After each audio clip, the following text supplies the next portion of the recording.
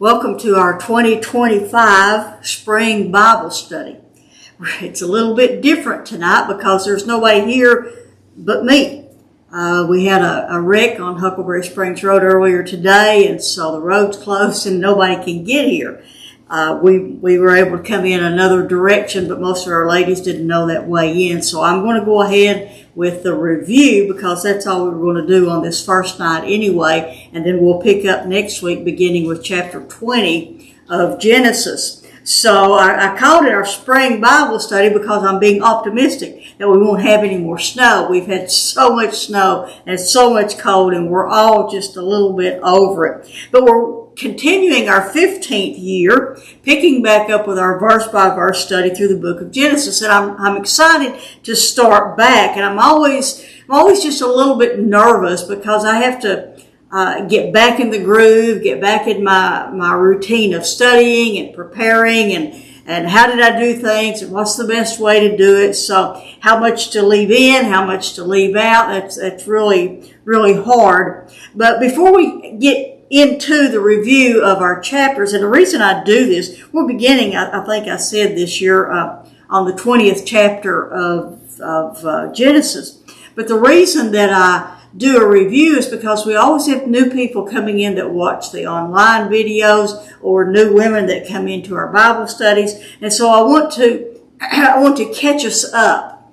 We've been off since the end of November. Want to refresh our memories and get back into where we are and what's going on with all of this. But before we get to the review, I want to share something with you. Many of you know that I've been teaching Bible studies most all of my adult life in some form or the other. In fact, the very first time I taught anything was when I was a teenager. That was in the 60s, the 1960s. And I was teaching in Vacation Bible School. In fact, Dawn Mostede, who comes to our Monday night group, was in that Vacation Bible School class. But I bought a book about 30 years ago. This was in the mid-90s. I bought this book that actually caused me to dig deeper into Bible study than anything that I've got before. And it was this book.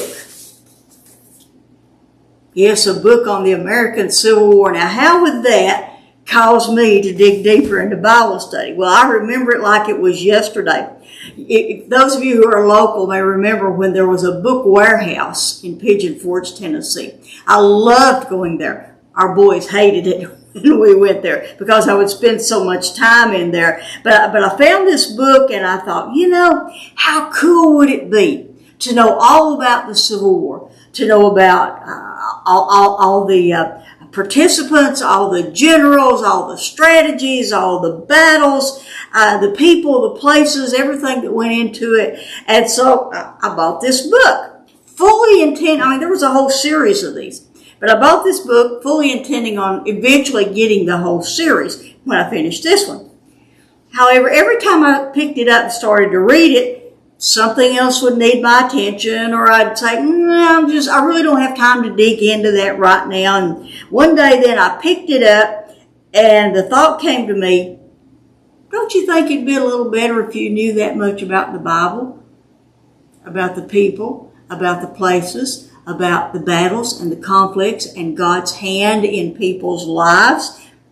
And so I put that back on the shelf and I never went back to it. Funny thing was, the other night I was thinking about this, and I'll tell you more about this in a minute, but I pulled this book out, dusted it, pulled it out, dusted it, thumbed through it, and I saw that it's written from the standpoint of diaries and journals and, real life experiences that people had written down. And I thought then, well, maybe I can read it a little bit more now in between times of study.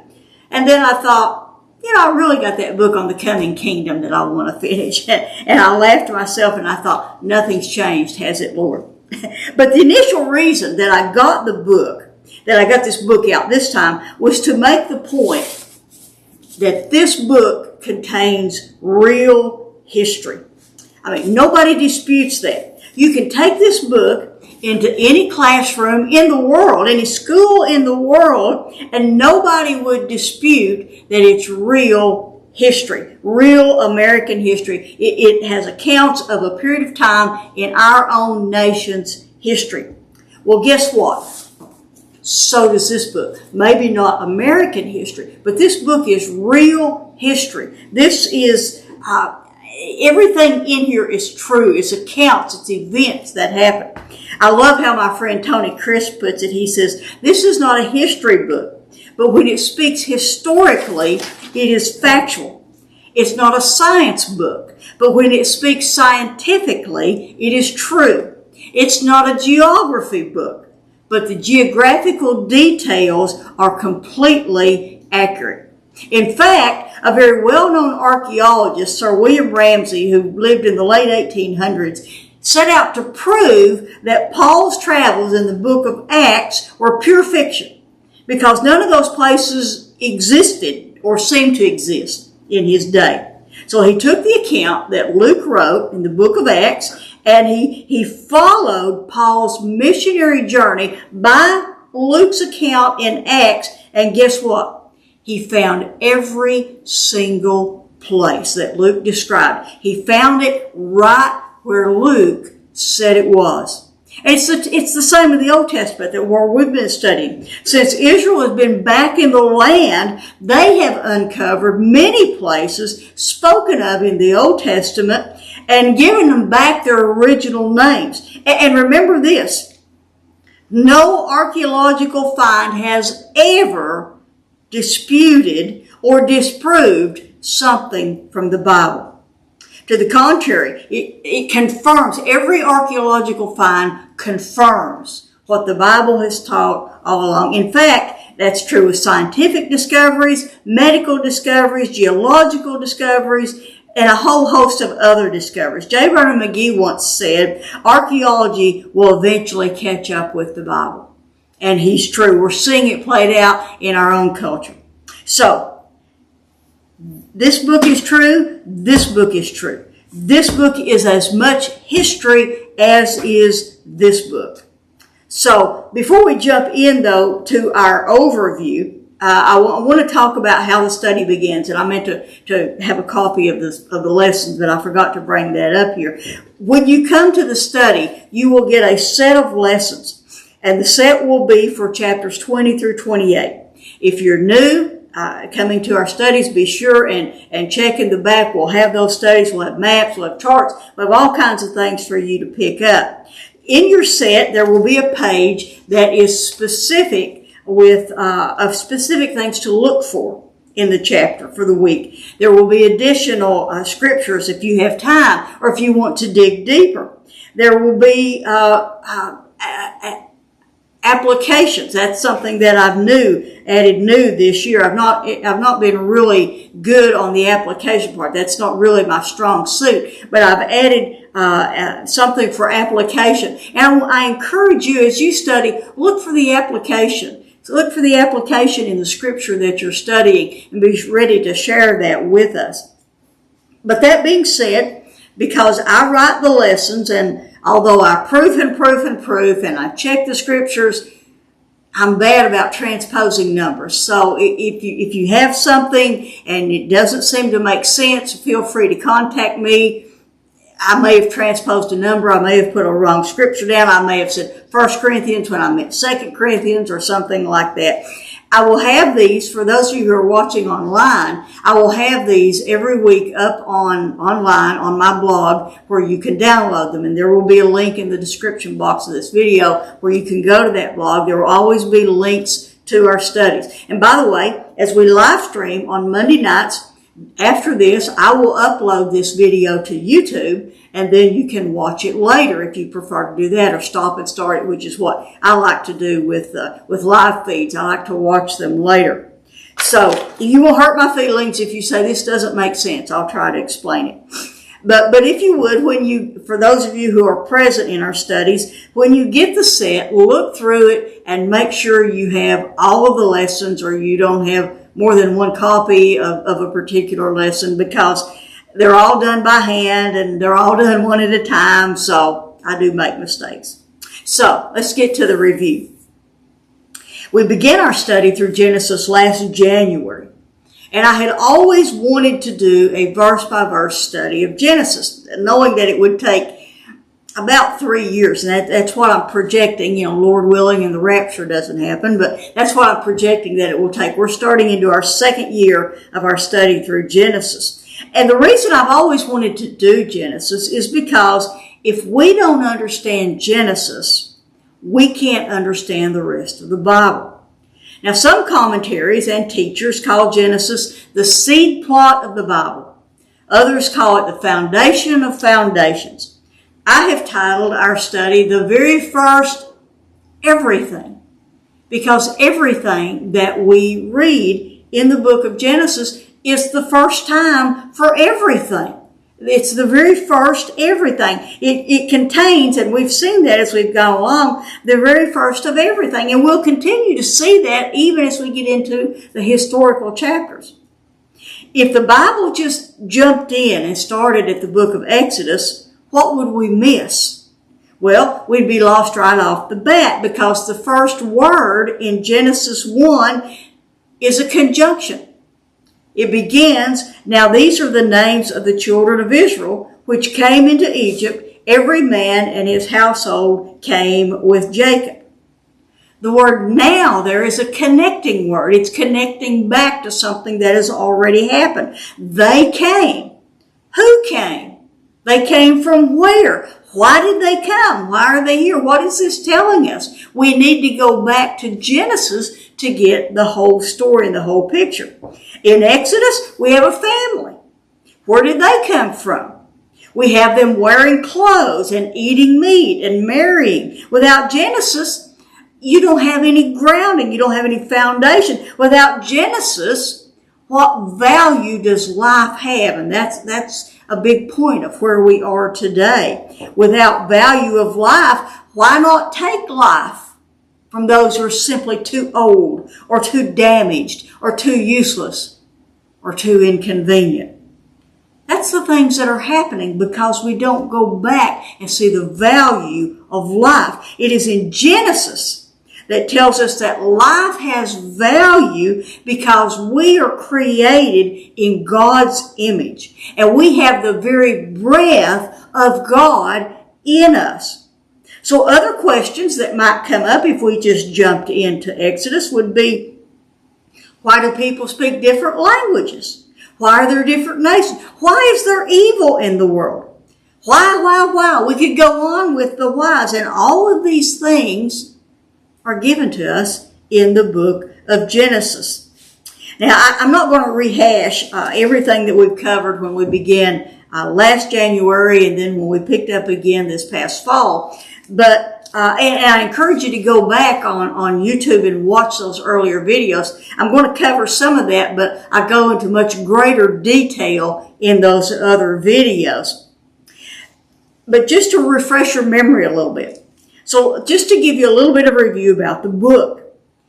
I mean, those of you who've been in our classes for years know that I'm just a simple person. I just teach it as it comes. I just believe it as it comes. And I always go back with a new book or a new study and look at the basics. You remember those that our elementary school teachers taught us: who, what, when, where, why, and how. We need to know those things about every book, about every study that you do in Scripture. We know basically that the book of Genesis is basically divided into two parts, chapters 1 through 11, and then chapters 12 through 15. Most people, well, Christians anyway, have no problem believing that chapters 12 through 15 are real history. But 1 through 11, even Christians have their doubts about chapters 1 through 11. It seems to be something else entirely. Some people call chapters 1 through 11 parables. Now, we know what parables are because of Jesus' teaching. Parables are invented stories told to picture something that could or might have happened. Parables are made-up stories in order to make a point. There is nothing made up about Genesis 1 through 11.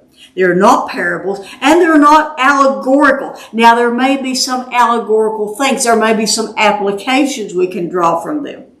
But first and foremost, they are history, and they are factual. They're real historical events. The story or history of Israel begins in chapter 12. But that's not where the Bible begins. Just like John 1 through 18 is known as the prologue to the Gospel of John, we could say that chapters 1 through 11 are the prologue to the book of Genesis, or to Israel's story, the redemptive story of Israel, and in fact our own redemption story. Our own redemption story began even before Genesis 1:1. Ephesians 1 verse 4 tells us that our redemption was the plan before the foundation of the world. And like we said, if there's no Genesis, then there's no foundation. When we start casting dispersions on the Bible, when we question parts of the Bible, when we say you can believe this part but not that part, when we, as a famous teacher online says, if we can put them into 3 different buckets. No, you can't. We can't unhitch from the Old Testament. The Old Testament is part of the New Testament. When we start deciding what parts we believe and what parts we don't, then we become the judge of the Bible. We're putting ourselves in God's place. Psalm 111:3 says, if the foundations are destroyed, what can the righteous do? Don't let anyone destroy the foundations that we find in the book of Genesis. So, who wrote the book? Well, of course, God wrote it, just like 2 Timothy 3:16. It's all God-breathed. It's all God-inspired. It's God's words that were given to men to write down. But who did God use at this time as a human author? Most conservative scholars agree that Moses wrote the book, and there's ample proof for that you can find in the other videos that we did. I'm not going to, as I said, rehash all of that again. But there's ample proof in both the Old and the New Testament. For me, the bottom line is Jesus said Moses wrote it, and that's good enough for me. So connected to the who wrote it is to whom was it written. As we said, Moses wrote all of the law, but Genesis especially was written to and for the Israelite people. The Bible was written for us, those of us who are Gentiles. It was written for us, but it was not written to us. This is a Jewish or a Hebrew book. So when? When was it written? Well, the when has 2 parts. When was it physically written, and when or what time frame does it cover? For instance, this book on the Civil War was written within the last 30, 40 years. But the book is about a time frame over 100 years ago. With this book of Genesis, Moses wrote it.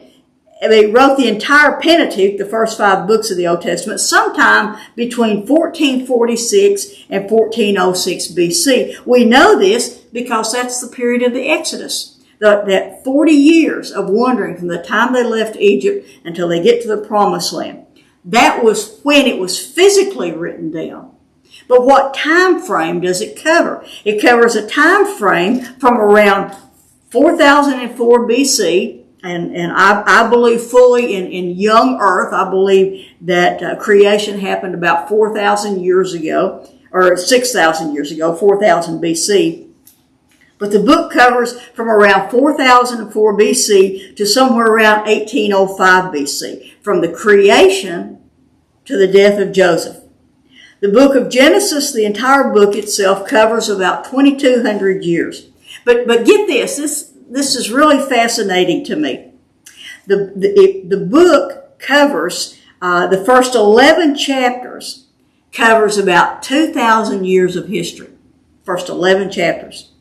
But then those last 50 chapters cover about 200 years. I just find that fascinating, depending on how you date it. But as we've seen from beginning in chapter 12, we have much more detail. We have much more of the things that happen in daily life. than we do in the first 11 chapters. So where was the book written?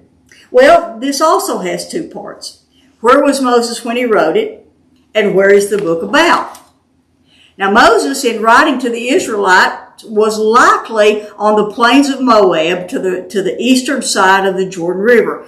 It was likely written just before they went into the Promised Land. But where's the book about? Chapters 1 through 11 take place in the area between the Tigris and the Euphrates River, the area known as Mesopotamia. And that's actually a word that means between the rivers. The Fertile Crescent, the place of the Garden of Eden. We know Abraham is called and leaves Ur of the Chaldeans. He goes up the Fertile Crescent. He stays briefly in Haran until his father dies. And then he comes down, takes his nephew Lot with him, and comes down to Canaan. He briefly goes into Egypt and then back to Canaan again. In our coming series of lessons that we'll pick up with this year, we'll see Abraham's servant go back to Haran looking for a wife for Rachel. A wife for Isaac, who will be Rebekah. And then he will come back, and then later on, Jacob, the son of one of the sons of Isaac and Rebekah, will go up to Haran to escape from his brother Esau. All fascinating history that we will be covering in the next year or so. We'll eventually get to that unless the rapture happens. So now for the what. Almost every commentary has an outline for the book. But I found a teacher, Andy Woods, who's Sugarland Bible Church in Texas. I really like how he described it. He said that chapters 1 through 11 is about the human race, and chapters 12 through 50 are about the Hebrew race. I've described it before this way many times, that chapters 1 through 11 being like a river of humanity. A river of humanity flowing. People born, live, and die, born, live, and die, born, live, and die for those 2,000 years. It's kind of like you've seen those videos of time-lapse where buildings are built and then they come down and then more buildings are built. That just takes place in those 2,000 years. This river of humanity. People all over living, growing up, living, and dying. But then when Abraham is called, it's like a tributary breaks off from this river of humanity. And from there until Acts chapter 2, the whole rest of the Bible is about Israel. Everything, it's about Israel's interactions with other peoples, with this river of humanity. But it is primarily about Israel until we get to Acts chapter 2. Then, when Pentecost happens and in Paul's missionary journeys begin, we begin to see this tributary brought back into this river of humanity. And by the way, aren't we glad that it did? But Andy Woods also describes it this way, and I think this is a really good way to remember it. He said that chapters 1 through 11 are about 4 events. These events are creation, the fall, the flood, and the national dispersion, which is the confusing of languages at the Tower of Babel. And then chapters 12 through 50 are about 4 people: Abraham, Isaac, Jacob, and Joseph. So that should help you remember the what that the book's about. So now why? Why did God have Moses write this down? As I've said before many times, it wasn't like Moses didn't have anything else to do. It was because of where the Israelite people were, what they had become. They needed to know who they were and why they existed. You got to remember where they are at this point. Was after the Exodus. They have gone through the 40 years of wandering in the wilderness. They are on the eastern side of the Jordan River. They're camped out and they're ready to enter the Promised Land. But they've been in slavery. They've been in Egypt for over 400 years, 430 years to be exact. Now, they weren't specifically in slavery all of that time. The hard slavery came closer to the end of that time, and the closer it got to the Exodus, the harder the slavery became. But they've been there 430 years. Think about our own nation. and our own history. What do you know about American history from 430 years ago? You know what's in the textbooks, you know some of the highlights, but do you know what daily life was like? Do you know how they worshiped? Do you know how they did things? We've lost that history because we don't know it anymore. And so we would have to be retaught. If it affected where we are today, we would have to be retaught. Well, that's what's going on with the Israelites. Where they are, they need to know their history. They need to know, they'd forgotten everything. They'd forgotten their history. They didn't know who they were. And more importantly, they'd forgotten how to worship. So that's what all of these books of the law are about, is how to worship. So then finally, quickly, how? How did Moses write this book? Well, we know he wasn't there during all that time. He was there for Exodus, Leviticus, Numbers, and Deuteronomy, except the last chapter of Deuteronomy. He wasn't there in Genesis. So how did he know? How did he have that history? But no one was there for chapter 1. There was only one eyewitness to chapter 1. That's God. So how did he do it? I used to think, before I began studying this, I used to think that one of those times that Moses was up on Mount Sinai, that God dictated the book to him, and he wrote it down from there. But as I've studied, and that could have happened, but as I've studied, I really think it's a little less spiritual than that, you might say. I think Moses had his sources. Now, there's nothing wrong with sources. When Luke wrote the Gospel of Luke and he wrote the book of Acts, he had sources. In fact, he tells us in Luke chapter 1 verse 2 that he interviewed eyewitnesses. So he had sources. Mark, writing the Gospel of Mark, he wasn't there. He was not a disciple. Mark is writing from Peter's recollection. So he had sources. There's nothing wrong with sources. But Genesis was 2,000 years before Moses. All of the sources had died. There were no eyewitnesses for him to interview. So where did Moses get his knowledge? So I believe that the sources that he used were not only inspired, God spoke to him, but I believe he had some oral sources, and I believe he had physical sources. All through their history, the history was mostly forgotten. But you know how it is, even in your own family history. There's that grandparent or that aunt or that uncle who has kept down the family history. Or if you go to aunts, uncles, and cousins and relatives, this one might remember parts of this story, and this one remember parts of this story, and you begin to piece them together. I've got stories about my own family that I didn't know until just recently, that I pieced together from things that cousins have told me. But there were those, I'm sure, that Moses talked to that remembered different parts of stories, remembered hearing about this or hearing about that. And so Moses began to gather these sources together. And I also believe that his resources were also physical. Now, many scholars believe, and the more I've studied this, the more I come to understand this. Many scholars believe that the patriarchs actually kept written accounts of their history. Now, this is in one of the other videos, you'll hear, there wasn't even writing in Moses' day. Well, yes, there was. There was writing even in in Abraham's day. And even before that, we have records of Sumerian writings. We could go into all this, but you can dig into it for yourself. But there are accounts and there are facts that there was writing. So apparently, these patriarchs kept these things down. Likely, they were just bare bones accounts. We might say family trees that used to be that you could have family Bibles and you would open them up and have the family record written down. Basically, something like that is probably what they had.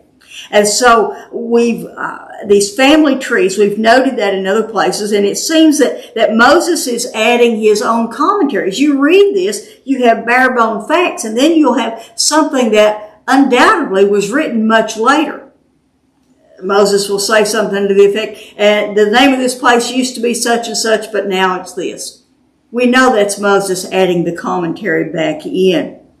But I've included, and this will be online as well as for those of you who have the lessons, I've included a chart of how long the patriarchs lived. And what's fascinating to me is that when Joseph was sold into slavery, Isaac was still living. Isaac, the very son of Abraham. How much history would Isaac have known to pass down to young Joseph as a child and the other 11 brothers? That's not that far-fetched that the history was passed down from one generation to the next. And then Joseph, being as educated as he became in Egypt, he may have written a lot of it down. Moses may have had access to Joseph's records. So suffice it to say, there's plenty of proof that there were records. So now, just for a quick review of the chapters. I don't want to take a lot of time with this, but I think it's important, particularly for those who will be joining us for the first time. The book of Genesis can be broken down into 10 segments. The number 10 in Hebrew means accomplishment or completion. These 10 segments each begin with the phrase, now this is the account of, or it might say the history of, or the generations of, depending on what translation you're using. Then they'll list a person, except for the first one. The very first one is found in chapter 2, verse 4, that begins the generations of the heavens and the earth. So when you learn where these 10 time periods are, then you can get the big picture of Genesis in your mind. As my friend teaches, when you get the big picture first, then you can fill in the details around it. You know how it is when you put a jigsaw puzzle together, you want to get the corners first, and then you want to get the outline first, then you begin filling in the details. That's what these generations of or histories of allows us to do. Now the Hebrew word for generations is the word toledah. It's two different ways it can be spelled, T-O-L-E-D-A-H or T-O-L-E-D-O-T, depending on which commentary you're using. Toledah or Toledot. And the person named in each one of these Toledots, you might call a Toledot a section divider. So the person named in each one of these Toledots may not be the primary character in that section, but what he is, he's a beginning point for that section. One way to look at it is like this. With each Toledot, it's like saying, whatever happened to whichever person this is. And then the verses or the chapters following that will tell us what happened not only to him, but his generations until we get to the next one. So we begin at the beginning. First of all, we have chapter 1. It goes from chapter 1 through chapter 2, verse 4. And you know this, in the beginning God created the heavens and the earth was formless and void, and darkness was over the surface of the deep. And the Spirit of God was moving over the surface of the waters. And then verse 3 says, then God said, let there be light. And there was light. What we found was interesting about this was that phrase, let there be, is a single word in the Hebrew. It's a word that just simply means exist. And it is if God said, exist, light, and light existed. And we go on, and God saw that the light was good, and he separated it from the darkness. But we go on, and down in verse 7, we see another phrase that's important. And that phrase is, and it was so. That's at the end of verse 7. Verse 7, and God made the expanse and separated the waters which were below, the expanse from the waters which were above, and it was so. And that phrase that is one single word in the Hebrew, and it means permanent. And it was so. It stayed that way. It never went away. It will never go away. As I said when we were studying this, it's as if God says, stay that way until I tell you otherwise. It's been that way always, and will be that way until God destroys this heaven and earth and brings in the new heaven and the earth. Stay that way until I say otherwise. But we find in chapter 1 that there are segments. It's broken up by days. No other place are we given such, no other book are we given such detail if it's just made up. It's parables don't give you details. Parables don't give you names. Here we have the details. These are single days, and there's so much more we could say about that, about the grouping of these. The first 3 days correspond to the last 3 days. The things that are created in the first 3 days are there in place for the things that are created in the last 3 days. On day 6, verse 26 tells us, then God said, let us make man in our image. And here we have the first doctrine, or the first picture of the Trinity. Let us make man in our image, according to our likeness, and let them rule over the fish of the sea and the birds of the air, and over the cattle and over the earth and every creeping thing, everything else that has breath in it.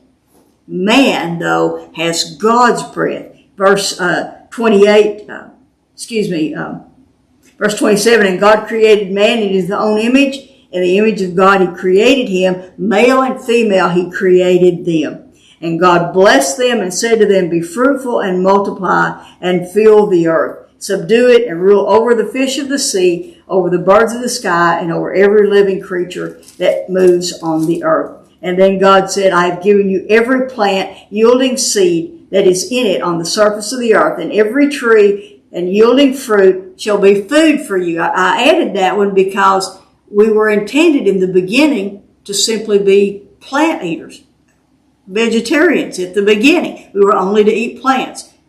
It's not until after the flood that man begins to be a meat eater.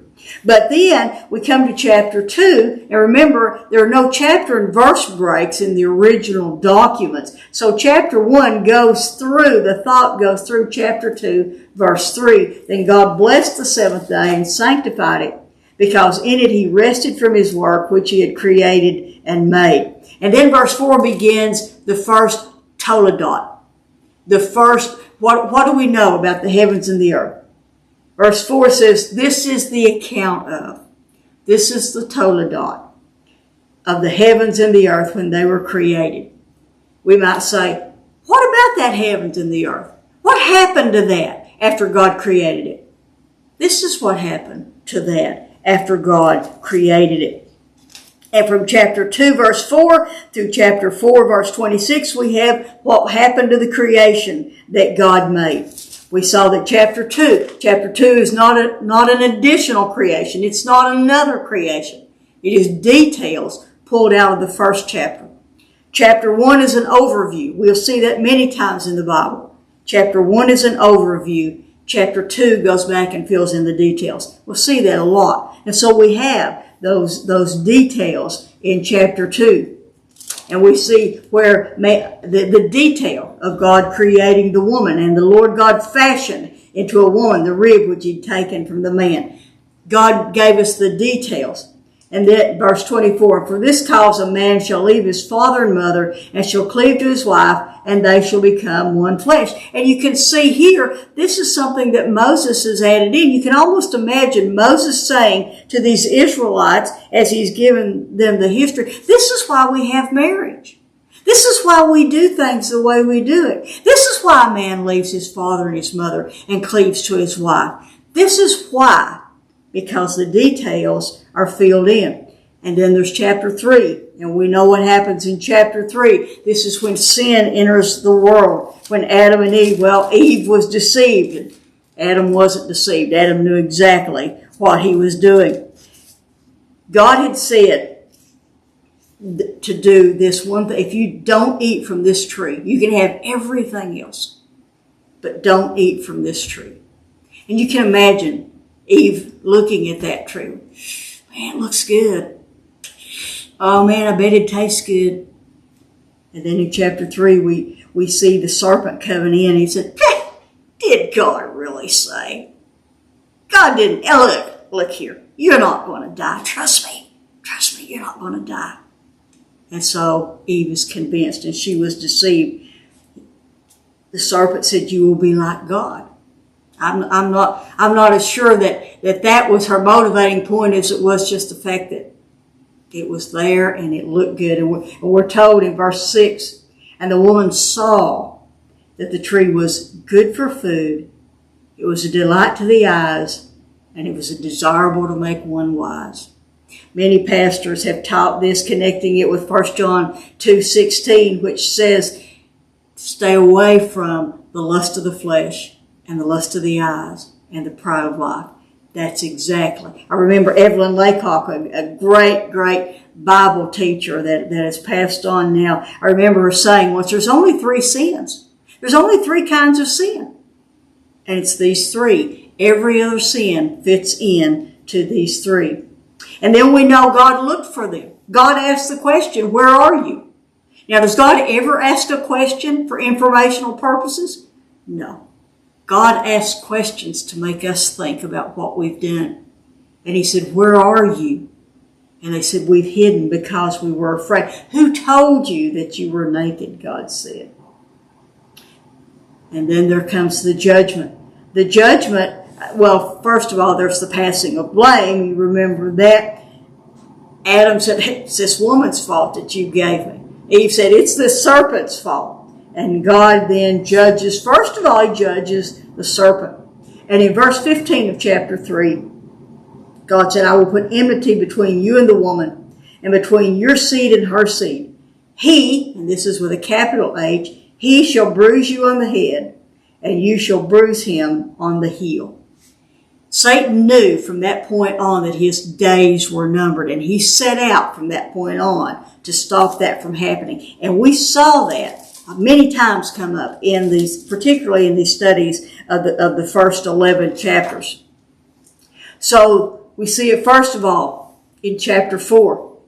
When Adam and Eve are kicked out of the Garden of Eden and they have a child, the first thing that Satan does is he pits Cain against Abel. And that was another fascinating story. Again, he asked the question of Cain, where is Abel, your brother? Did he ask him because he didn't know? No, but because he wanted Cain to admit it. But did Cain admit, no? Am I my brother's keeper? He lied because he knew exactly where he was. God said, what have you done? The voice of your brother's blood is crying out to me from the ground. Then we see that Cain is separated, and we begin to see the line of Cain dividing out from the line of God. Chapter 5, in chapter 5, verse 1, we come to our next Toledot. This is the book of generations of Adam. And from chapter 5:1 through chapter 6:8, we'll say, what happened to mankind? What happened to Adam? And so we have in these chapters what happened. And we see in chapter 5 how the succession goes. The genealogy. The genealogies are very important. Don't read over them too quickly. Don't discard them. They're very important. For we see things in them like in verse 21. And Enoch lived 65 years and became the father of Methuselah. Then Enoch walked with the God. Now, your translation probably won't say the, but it is a definite article. Enoch walked with the God 360 years after he became the father of Methuselah. And he had other sons and daughters. So all the days of Enoch were 365 years. And Enoch walked with the God, and he was no more, for God took him. God raptured him. Enoch did not have to live through and see what came after that. Fascinating. But that tells us, by saying he walked with the God, that tells us that idolatry is beginning to creep in. And then we get to chapter 6 and we see exactly how that creeped in. Chapter 6 begins, and it came about when men began to multiply on the face of the land, and daughters were born to them, that the sons of God saw that the daughters of men were beautiful, and they took wives for themselves, whoever they chose. That's a really deep teaching. I'm not going to take time to dig into any of that, but most scholars believe, most conservative scholars believe, that these were fallen angels that intermarried with women. Transhumanism. That's a word that's coming into our vocabulary again in these days. And Jesus said it would be as in the days of Noah. Just a little something to throw out there for you to think about. But then in chapter 6, verse 9, we come to the next Toledot. Chapter 6, verse 9 begins, these are records of the generations of Noah. Noah was a righteous man, blameless in his time, and Noah walked with the God. Whatever happened to Noah? What happened to the generations, the descendants of Noah? And then we have, that goes all the way to chapter 10, verse 1. And we have the account of the flood. This is what happened to Noah. This is what happened to the descendants of Noah. This is what happened when they got off of the ark. I was trying to spot here quickly.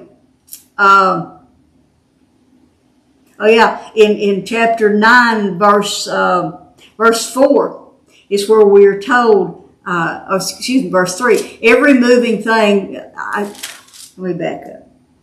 Verse 2. And the fear of you and the terror of you shall be on every beast of the earth and every bird of the sky, with everything that creeps on the ground, and all the fish of the sea. Into your hand they are given. This is what God is saying to Noah. And then God says, every moving thing that is alive shall be food for you. I give all to you as I gave the green plant. And this is where we become meat eaters. It's fascinating to learn those things. But this Toledot, what goes on with the descendants of Noah, goes all the way to chapter 10, verse 1, which says, now these are the records of the generation of Shem, Ham, and Japheth, the sons of Noah. This is the fourth division. And from here on, in chapter 10 through chapter 11, verse 9, we have what goes on or what happens to all these generations. And again, it's chapter 11 is what's called the Table of Nations. Lost my thought there for a moment. It's called the Table of Nations, and we see how these nations were divided at the Tower of Babel, how they went into different areas. And so this next Toledot, what happened to the sons of Noah? And then we come to chapter 11, verse 10. These are the records of the generations of Shem. It's like a funnel. We've come down now from the generations of Adam to the generations of Noah to the generations of Shem, one of Noah's sons. And now we pick up with that here in chapter 11, verse 10. And we see this table of nations, and we see now, following Shem, we come down and down and down until we come to verse 27, which says, now these are the records of the generations. This is the Toledot of Terah. Terah became the father of Abram, Nahor, and Haran. And Haran became the father of Lot. And from this point on, then, we began to learn about Abraham. So finally, this Toledot, this particular one in chapter 11, verse 27, will go all the way to chapter 25, verse 11. We'll get to that later this spring in our studies. But we know what has happened to the descendants of Shem. We know what is happening. That's what we're studying now. What is happening to the descendants of Terah? Well, why does it say Terah when it focuses on Abram? Well, the reason is these lines will be connected back together, as we'll see in our studies as we go along this time. But we see here this tributary, this offshoot of the river of humanity. And in chapter 12, we're introduced to Abram. Abram of Sarai, as God called Abram from Ur of the Chaldeans, and called him to go to a land, which God says in verse 1 of chapter 12, to the land which I will show you. And so now we're on the tributary. We've taken our boat off of the river of humanity. We've gone onto the tributary, and we'll stay on this tributary all through the rest of the old, well, all the way through until, as I said earlier, to Acts chapter 2. So chapter 12, Abraham's call. And we saw Abraham being called. We saw him. We debated of whether he was being fully obedient by taking Lot with him, by staying in Haran until his father died. A lot of things that we covered in that. But in chapter 12, he's finally on his way to Canaan. And God makes the first of many segments of covenant with Abraham, the Abrahamic covenant. There's not many covenants, but this covenant, as we'll see in our studies, is expanded on more and more as we go along. So he begins by telling Abram, go forth from your country, from your relatives and from your father's house to the land which I will show you. And I will make you a great nation, and I will bless you and make your name great. And so, my translations, you shall be, but that shall is not there. What it actually says, it says, so be a blessing. Be a blessing. And God said, I will bless those who bless you. And the one, every single individual who curses you, I will curse. And what I found interesting about that is these two words for curse, they're different Hebrew words. When it says, I will bless those who bless you, and curse the one who curses you, I will curse. The one who curses you, that first word curse there simply means mockery. If someone makes fun of you, have you ever seen any of the satire and depictions of Jewish people? That's mockery. Whoever makes a mockery of you, God says, I will curse. And that word for curse is eternal cursing. So it's just little things like that are fascinating about this study. And so Abram went forth as the Lord had spoken to him, and he took Lot with him. And then we have this detail. Abram was 75 years old when he departed from Haran. Now, one of the things that I've been really fascinated by in this study is how old everybody is and how they connect. And so in our studies for our women, I've done a chart. I've called it Ages of the Patriarchs. I couldn't find one anywhere that suited me, so I just made one. But it's fascinating to see how long they lived and how their lives overlapped with each other. And we'll talk about that a lot as we go through, but I want you, as you're studying, make note of those. Make note. We talked about that a lot in our studies, how old Abram was at different points. And we'll talk a little bit about that as we go along here. And so, in chapter 12, he gets to the land of Canaan.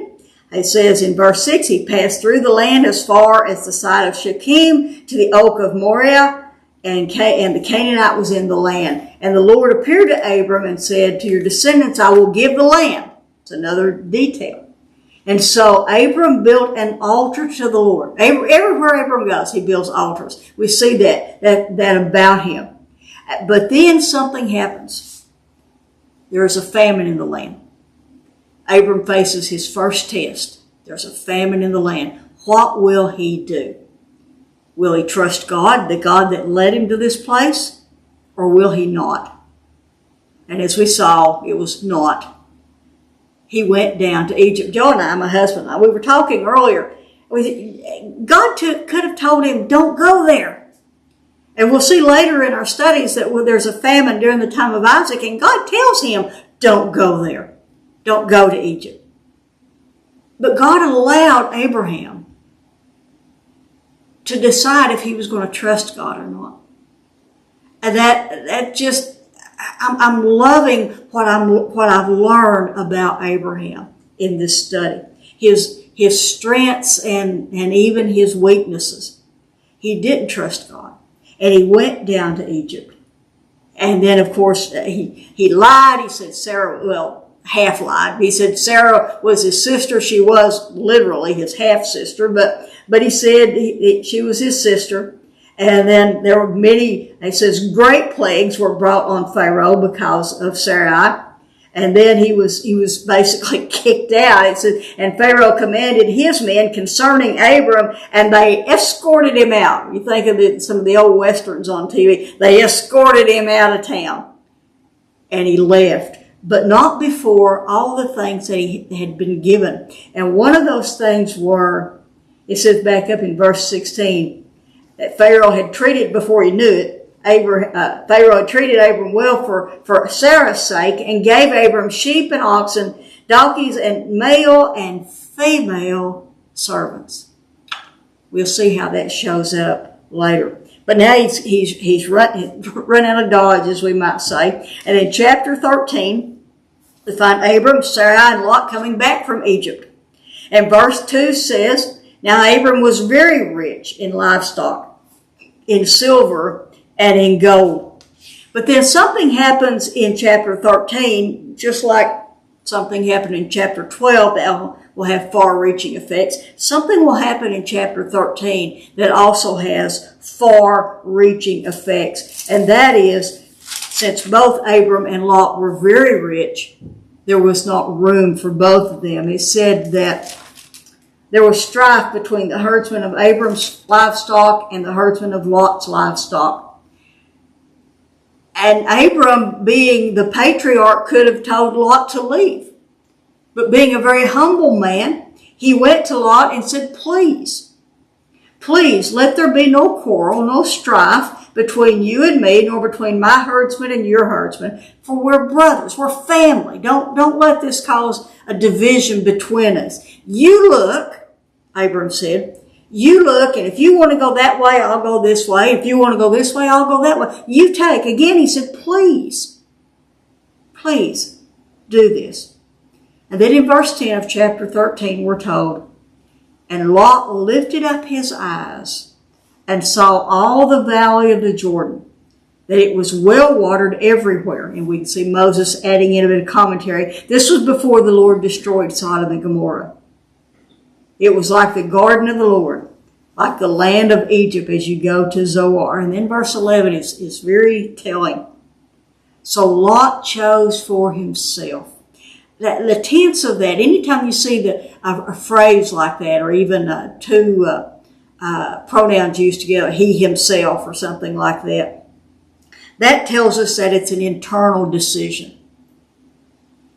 Lot likely had looked at that land many times before and saw how beautiful it was.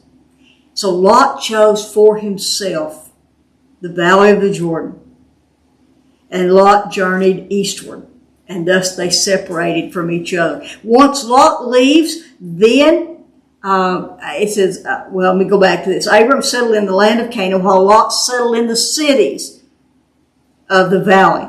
And then he moved his tents as far as Sodom. And we see as we go along that he gets closer and closer in to Sodom, knowing even that it was as wicked as it was. But then, or verse 13 tells us, now the men of Sodom were wicked exceedingly and sinners against the Lord. So he knows that, but he keeps getting closer and closer. But once they separate, then the Lord speaks to Abram. Now, he's not spoken to him since they came back from Egypt. It's been a while. But in verse 14, the Lord said to Abram, after Lot had separated, now lift up your eyes and look from the place where you are, northward, southward, eastward, and westward. For all the land which you see, I will give to you and to your descendants forever. And that word forever is the word olam, and it means to the vanishing point. This land belongs to Abraham and his descendants through this line of promise to the olam, to the forever. So then, verse 18 of chapter 13, then Abram moved his tent and came and dwelt by the oaks of Mamre. This will be an important place, which are in Hebron. And what did he do? There he built an altar to the Lord. Chapter 14 brings us the first mention of war in the Bible. Now we know from the events in this chapter that it was not the first war that ever happened, but it's the first mention of war. And why now? Why mention it now? Because now it involves the man of this tributary. It involves Abraham or Abram and his nephew Lot. And this, again, is another fascinating account of this war and how it came about and the battle between those of the northern area, which is up around Babylon at that time, and those cities around the Dead Sea of Sodom and Gomorrah, these 5 cities around the Dead Sea, and how they came down, how Chedorlaomer and these kings came down and took hostages or took captives, and they went back. And the first thing that happened is someone escaped and went and told Abraham. It wouldn't have affected Abraham in any way except for verse 12, where it says, and they also took Lot, Abram's nephew, and his possessions, which would be his household, his family, and departed. For now what's he doing? He's living in Sodom. And so we have this story, and Abraham goes and he defeats the enemy, and he brings all of these people back, all the goods back, all the people back. And one of the questions that we asked were, what effect did this have on all the people living in Sodom that Abraham brought them back? Did they come to learn about the one true God? Well, they may have learned about him, but they didn't accept him. It didn't change their lives in any way. But after he came back, then we have a tale of 2 kings. We have the king of Salem, which is the precursor of Jerusalem, Jerusalem. The king of Salem, who is Melchizedek, and the king of Sodom come out and greet Abraham as he comes back.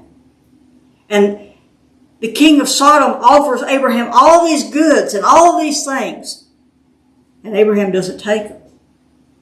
But Melchizedek brought bread and wine and blessed Abram. He blessed him and said, blessed be Abram of God Most High, possessor of heaven and earth, and blessed be God Most High, who has delivered your enemies into your hand. And Abram gave a tithe to Melchizedek. Another deep study on who is Melchizedek and why did he do that, you'll have to go back and watch that lesson. But the key for this chapter, I believe, is what the king of Sodom wanted. The king of Sodom told Abram, you take all the spoils that you've gathered, just give me the people. Just give me, the word there, give the people to me. And the word for people there is the word soul. He wanted the souls of these people. And Abram said, I'm not going to take your goods, lest anyone say that you've made me rich. Just all I want is what those who went with me need. But that was Abram's choice. He held to the one true God. Chapter 15 begins, verse 1, with after these things, the word of the Lord came to Abram in a vision. And we spent quite a bit of time talking about after what things, after this battle, after this encounter with Sodom, after all these things. But it was brought up in one of our lessons that Gail Bowers brought up. Oh, I thought he was afraid. God said to Abram, do not be afraid. Well, what was he afraid of? She said, I thought he was afraid because of the vision.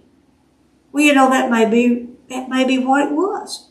Every other time that the Lord appears to someone in a vision, or an angel, as to Mary, and Gabriel appears to Mary and to Zacharias.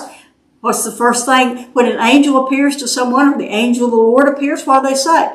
Do not be afraid. Could very well be that the vision of the Lord is what made him afraid. We don't really know that, but that was just a really interesting point that made us look at that a little bit differently. But God said to him in this vision, your reward shall be very great. And Abram says, I don't have any heirs. Is Eleazar, my servant, is he going to be my heir? I know you said you were going to bless me, but I don't have any heirs. Is the one, since he is the one that was born in my house, he's been with me since he was a baby, is he going to be the heir? And then verse 4 says, and behold, the word of the Lord came to Abram, saying, this man will not be your heir, but one shall come forth from your own body, who will be your heir. So now Abraham knows that he is going to father a child. That will be the heir. So it goes on in this chapter. One of the most powerful and most important statements in Scripture is that in verse 6 we read that Abram believed in the Lord. Now, many of your translations will say, then he believed, or and he believed after God had spoken to him about seeing the stars in the heavens and so forth. That's how many descendants you'll have. But that word then is not there. It's not a conditional. It's not that Abraham believed because what God showed him. Abraham believed God. He believed in the Lord. And it says he, that would be the Lord, reckoned it to him as righteousness. He counted it to him. He credited it to him, as the NIV puts it. He accredited it to him as righteous. It was put on the ledger for him. Now, that ransom, that redeeming would not take place until Christ came. But it was credited to him, just as it was to every Old Testament saint who believed. But then Abraham said, what will this look like? Show me something that I understand. Put it in a way that I can understand it. And so then, in verses 9 and following in chapter 15, God told him, said, bring me a 3-year-old heifer, a 3-year-old female goat, and a 3-year-old ram, a turtle dove, and a young pigeon. And so he cut them in two, and this was a way that covenants were made. In fact, the word made there, anytime it says a covenant was made, the word made is actually the word cut. You cut a covenant. Blood was involved in a covenant. Animals were cut and laid aside. This was in the law of the land. The Code of Hammurabi tells about this. The two parties, as they made a covenant with each other, would cut these animals apart, and then they would walk between them, indicating, if I break this covenant, may I be as these dead animals. Except in this case, God put Abram into a deep sleep so he could not participate. It could not be by the works of Abram. It was all God. It's always all God. God alone went through those animals. Abram couldn't lift a muscle. He could see it happening, I believe. It says he put a deep sleep fell upon him, but he could see it happening, I believe, because as we read in the rest of that chapter, God gives him a prophecy and allows him to see into the future, a vision of his descendants, and then his descendants going into Egypt. We're actually given that prophecy. I will judge the nation that they serve, and they will come out. Back it up, verse 13. Know for certain that your descendants will be strangers in a land that is not theirs, where they will be enslaved and oppressed 400 years. And then it goes on down in verse 16. And then in the 4th generation, they shall return here. And that is exactly what's happening. You can count those 4 generations. I don't know if I can remember the names off the top of my head, but the 4 generations from Jacob and Levi and Kohath and Moses. The 4th generation is where they return to Canaan. God's prophecies always come true. And Abram was allowed to see that. And you'd think that after that happened, you'd think that Abram would be satisfied that the heir would be his child. And maybe he was. But the commentaries say that God didn't specifically say that the child was going to come from Sarah. Well, back in Genesis 2. The two are made one. They are one flesh.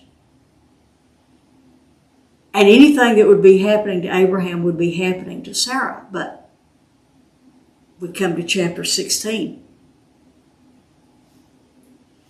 In chapter 16, we have the account of Hagar.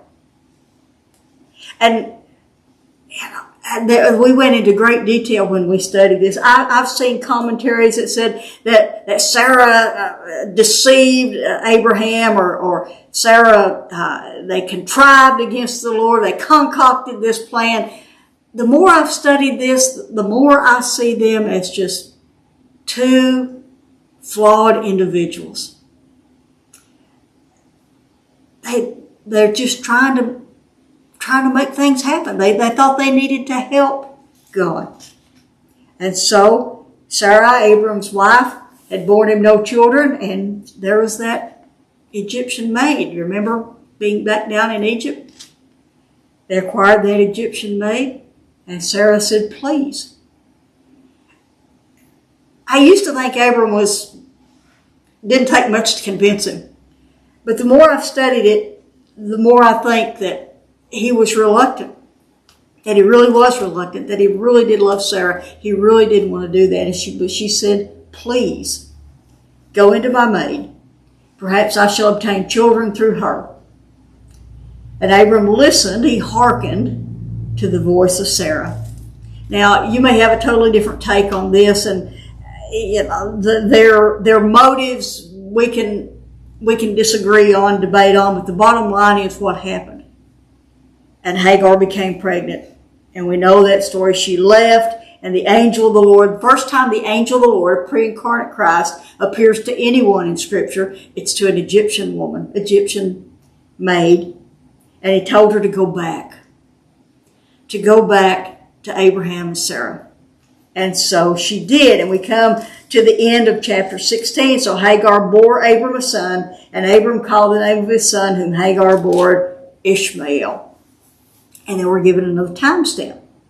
And Abram was 86 years old when Hagar bore Ishmael to him. So as chapter 17 opens, we read now when Abram was 99 years old. Wait a minute. He was just 86, and now he's 99. 13 years later. 13 years later, the Lord appeared to him. Abram and Sarah probably thought they'd blown it. They probably thought they were never going to hear from the Lord again. But God did.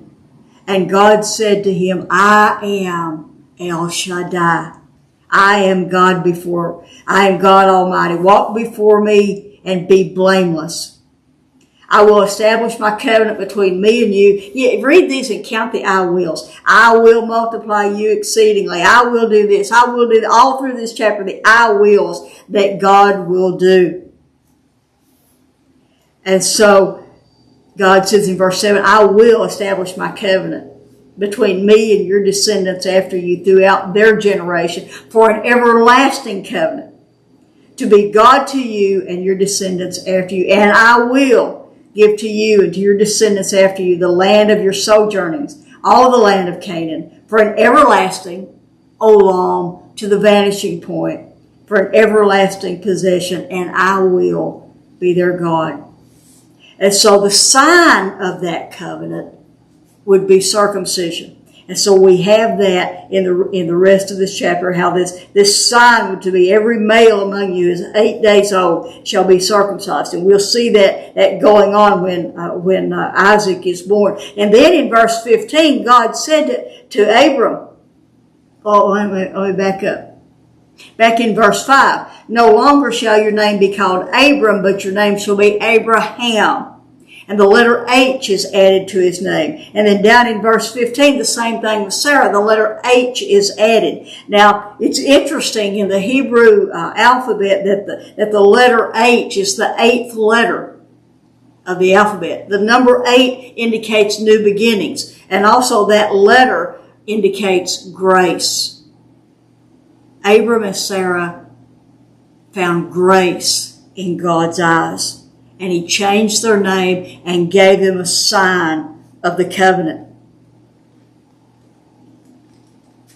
And not only that, but in chapter 18, in verse 19, God says, Sarah will have the child. Sarah, your wife, will bear you a son, and you shall call his name Isaac. Before he's even conceived, just like with Jesus, his name is given. You shall call his name Isaac. And I will, God said, establish my covenant with him for an everlasting, to the olam, to the vanishing point, an everlasting covenant for his descendants after him. Now God will bless Ishmael.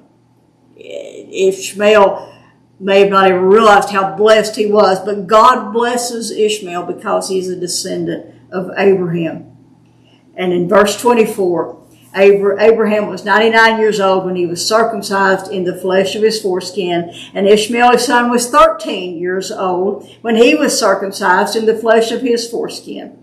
In the very same day, Abraham was circumcised, and Ishmael his son, and all the men of their household. And then we finished up last time with chapters 18 and 19, and these two chapters sort of go together. And I titled them together, A Tale of Two Visits. And we don't know how long after this is after chapter 17. But even after the promise of chapter 17 that the child would come from Sarah, she still hasn't conceived yet. In fact, I have to wonder if Abraham has told her all that God said in chapter 17. It's just a personal thing. As we begin in chapter 18, he's sitting by the tent door, and I wonder if he's not trying to figure out how to tell Sarah what God had told him.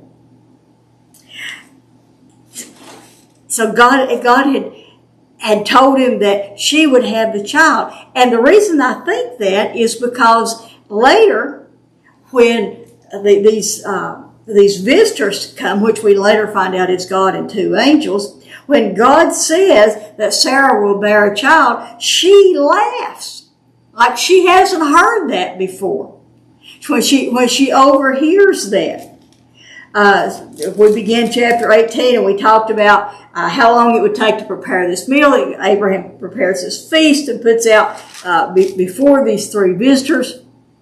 And they ate. God ate. The angels ate there with him. And then they said, where's Sarah, your wife? And said, the one said, at this time next year she will have a son. And Sarah laughed. Again, I think she hadn't heard that before. Now, Abraham and Sarah were old, advanced in age, and Sarah was past childbearing. And Sarah laughed herself, saying, after I've become old, I'm going to have a baby now. And the Lord said to Abraham, why did Sarah laugh? I didn't laugh. Oh, yes, you did. But you did, is what the Lord said. But then the interesting thing is that story just stops there. That's the last of that account. Right after that, there's a second part to this chapter, and that's where the Lord and these men, they apparently finished the meal. It's apparently past the heat of the day, which is when they came there.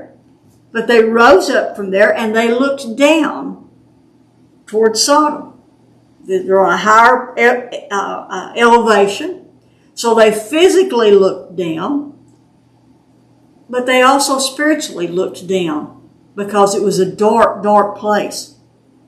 So they looked down on Sodom, and Abraham was walking with them. You know how it is, you walk with someone as they're leaving, and the Lord is I think musing to himself, shall I tell Abraham, shall I not, what I'm about to do? And then he does. I'm going to tell him because, and this is what he said, the Lord said, for I have chosen him in order that he may command his children and his household after him to keep the way of the Lord. He's the one that's going to be teaching this to his children and his generations. He needs to know the facts. He needs to know the details in order that the Lord may bring upon Abraham what he has spoken about him, the promises and the covenant. And so the Lord says to Abraham, The outcry of Sodom and Gomorrah is indeed great, and their sin is exceedingly grave. I will go down now. He doesn't go, but the two angels go. I will go down now to see if they have done entirely according to its outcry, which has come up to me, which is exactly the same thing he did with the Tower of Babel. We will go down and investigate this. Not that God needed to go to see, but lest anyone should ever say, God didn't know. God knew. We know that God knows everything. He is omniscient. But the scripture tells us that God investigates. He doesn't jump to conclusions like man does. So then verse 22, then the men turned away from there and went toward Sodom. And Abraham was still standing before the Lord. And Abraham came near and said, now notice, there's no veil between Abraham and the Lord.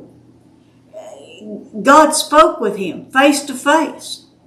This pre-incarnate Christ spoke with him face to face. And he came to him, and Abram said, will you indeed sweep away the righteous with the wicked? And he said, suppose there are 50 righteous within the city. Will you indeed sweep it away? Will you not spare the place for 50 people? This is the key. Far be it from thee to do such a thing, to slay the righteous with the wicked. We'll see that term come up again in a later lesson.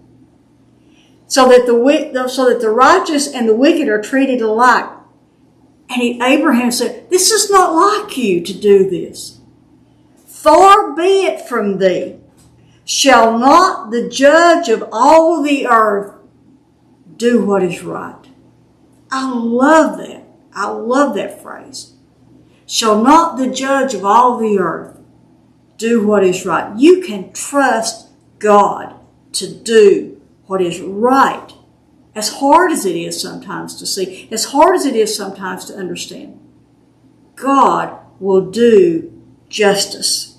He is a loving God and He is a just God. So the Lord said, you know how the story goes. No, if I find 50, I'll spare the city. Well, what about 40? Well, what about 30? And on down it goes to 5. On down it goes to 10. And God said, I will not destroy it on account of the 10. And then they departed. And then we close with chapter 19 in our fall study. It's an ominous chapter. It's a hard place to close. But what struck me as interesting was that we ended our spring study last year with the confusing of the languages in chapter 11, the Tower of Babel. Then we ended our fall study with the destruction of Sodom and Gomorrah. And if nothing happens in this spring study this year, we will end our spring study with Jacob running for his life from Esau. And I thought, what is it with all these tragedies? Because nothing is new under the sun. And Sodom and Gomorrah is a familiar story, a familiar account. But we learned a lot from it. We learned a lot about Lot. Didn't mean that to sound that way. But we learned that in the book of 1 Peter, he's called a righteous man. How in the world can he be called a righteous man? Living like he's living. We talked a lot about that in that lesson. We learned that he had a family. Some of his family believed, nobody in his family believed. And not only that, but the angels, these two angels that went down, had to drag his family out. Let's see, the way that put that. Okay, verse 15. And when morning dawned, from the time the angels got there, it's overnight and they're about to destroy the city. And when morning dawned, the angels urged Lot, saying, take your wife and your 2 daughters, he had 2 daughters that still lived at home, who are here, lest you be swept away. Remember that term that Abraham used, swept away in the punishment of the city. But Lot hesitated. So the men, the 2 angels, seized his hand and the hand of his wife, and the hand of his 2 daughters. So you got 2 angels and you got 4 people. So they had one in each hand. And they literally had to drag them out of the city. And once they dragged them out of the city, they said, escape for your life. Do not look back. Do not stay anywhere in the valley. Escape to the mountains, lest you be swept away and die. And Lot still continued. Oh, no. Don't make me do that. So they gave in and let him to go to the little city of Zoar, which he later left Zoar and went to the mountains anyway. But we know what happened. We know his wife looked back. And so Lot is left with his 2 daughters. And just as we think the story can't get any more depraved, then we come to the end of this section, and Lot then, by his daughters getting him drunk, impregnates his 2 daughters. But the Israelites learned. Remember, these Israelites are hearing this story? They learned from all of this where the Ishmaelites came from. They learned where the Moabites and the Ammonites came from the 2 sons of Lot's daughters. They learned where all these things came from. The reasons behind all the things that they do. They've learned this from their history. And so that brings us to chapter 20, where we will begin next week. So let me close with this. Last year, as we studied chapters 1 through 11, we had a couple of themes that we looked for. One, as I've said, was to put ourselves in the Israelites' place and view this as if we were where they were when they first learned all this. What would we be thinking?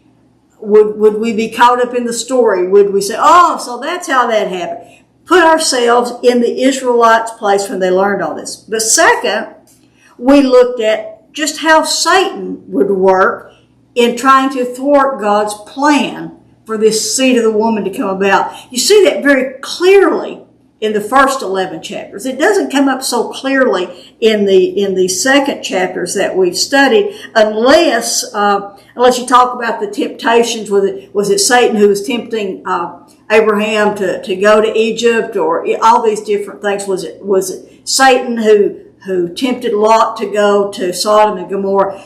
Unless you want to look at that, but it's not as clearly seen as it is in the first 11 chapters. But one thing that did happen, for me anyway, was I began to get to know Abraham and Sarah in a way that I'd never known them before. Now, of course, I knew who Abraham and Sarah was. I knew these accounts. I knew the general flow of the story. But as we've really looked at them closely, I feel like I've really gotten to know them. At least I've viewed them through my own fallible eyes. I've viewed them through my own weaknesses and my own fears and my own temptations. And I don't know that I would have done anything any differently than they did, because I'm just as weak and just as fallible as they were. That made them real to me. That gave me an application for this that I had never seen in this history before.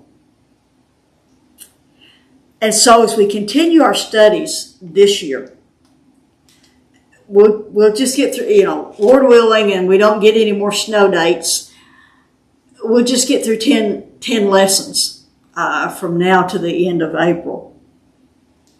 But we'll come in just these 10 lessons, we'll come to the end of Abraham's history. We'll pick up Isaac's life. We'll meet Rebekah.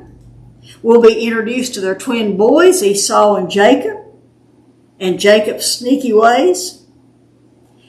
But in this, as we study these people, I hope you will take time to get to know them. Most of you who are doing these studies with us already know this. I mean, you could sit down and tell this history as well as I could. Or at least the gist of the story. But I want you to get to know them. I want you to get to know them as real people. What motivated them? What kind of people were they? What little things can you pick up about them? We're going to talk about that a lot in these 10 chapters. And because, as we said at the beginning of tonight, this book is just as much real history as this book is. I hope you enjoy our lessons. I hope you will enjoy our studies this year just as much as I've enjoyed writing them, preparing them, and writing them and putting them together. And I'm really looking forward to digging into these chapters and getting to know these people better. Because the more we know them and the more we know how God acted in their lives, we can see God acting in our lives. So I pray you'll join us on this journey as we study, either with us in one of our 3 groups, in person, or if you watch us online. I hope you enjoy these studies. May God bless your studies this year. Amen.